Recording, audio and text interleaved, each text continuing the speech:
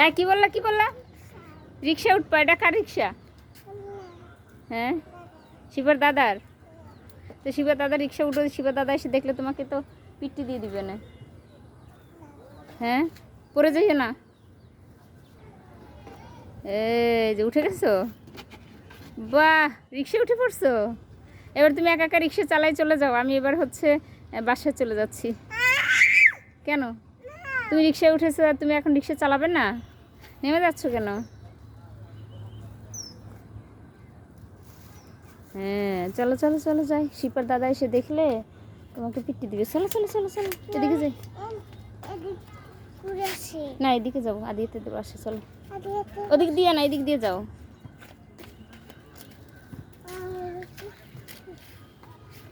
কাদা